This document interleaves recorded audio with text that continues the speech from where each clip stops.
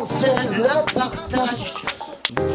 La cuisine, c'est transmission de savoir, transmission de savoir, transmission de savoir.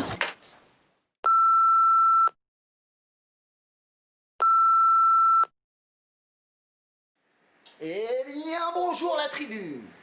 La cuisine, ça se partage. La cuisine, c'est transmission de savoir. Bon, nous allons faire pour la première émission une petite recette très vite fait, mais qui est très bonne, avec les tomates du jardin.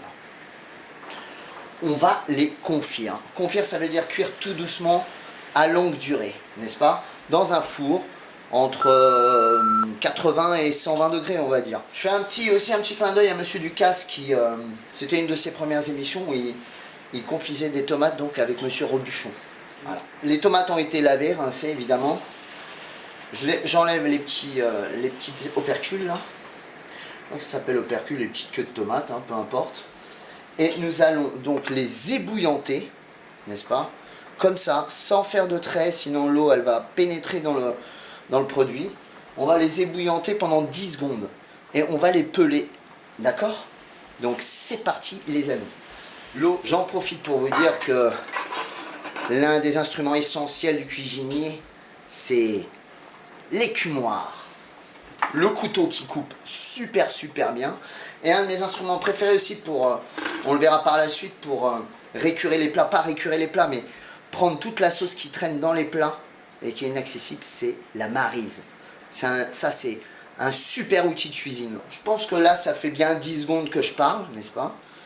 Donc je vais y aller, hop. C'est parti.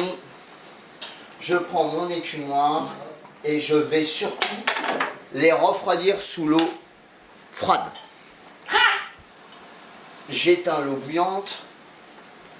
Et idéalement, pour refroidir les tomates, il faut un bac d'eau avec des glaçons. Comme ça, c'est instantané. Donc, je vais prendre un petit couteau d'office et je vais éplucher. Vous voyez comment ça vient tout seul? Voilà. Allez, hop. Donc, il ne faut pas trop les ébouillanter, sinon vous enlevez une deuxième peau et ça, c'est pas bon.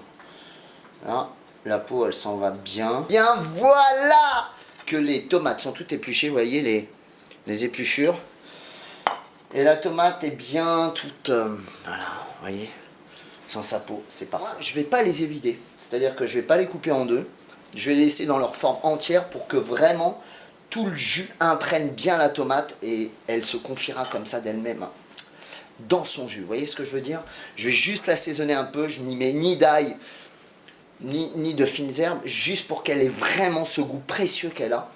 Ça, c'est une tomate qui a vraiment un très bon goût. On le sait, enfin je le sais parce que c'est une amie qui les cultive dans son jardin, elles sont extraordinaires. Donc pour ça, je vais prendre la petite plaque de four. Vous voyez, j'ai pas beaucoup de moyens, hein. Chacun peut le faire ça. Hop, du poivre. Vous voyez, du poivre. Hop, du sel. Moi je vais utiliser ce petit sel qui est super sympa. Gros sel, faut bien saler, bien poivrer, hein. C'est important. Le défaut de beaucoup de cuisiniers, ici en France en tout cas, de certains restaurants, je dis pas les grandes maisons, mais les petits restaurants, ils oublient souvent d'assaisonner et on a un produit fade dont les saveurs ne sont pas ressorties. Et ça, c'est pas bon du tout, moi je vous le dis. Donc maintenant, hop, j'enfourne dans mon four préchauffé, évidemment, pour 3 heures. Oh! Eh bien, nous voici revenus avec nos tomates confites, donc cuites tout doucement à 90 degrés dans le four, n'est-ce pas? Ça a gentiment cuit tout doucement. Et vous voyez comme elles sont. Là, elles ont toutes les saveurs. On va en goûter une. Je la coupe. Regardez ça. Regardez ça, si c'est pas beau. Regardez ça. Regardez ça. Regardez ça.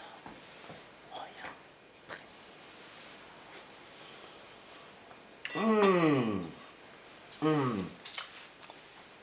Très bon. La cuisine, c'est le partage.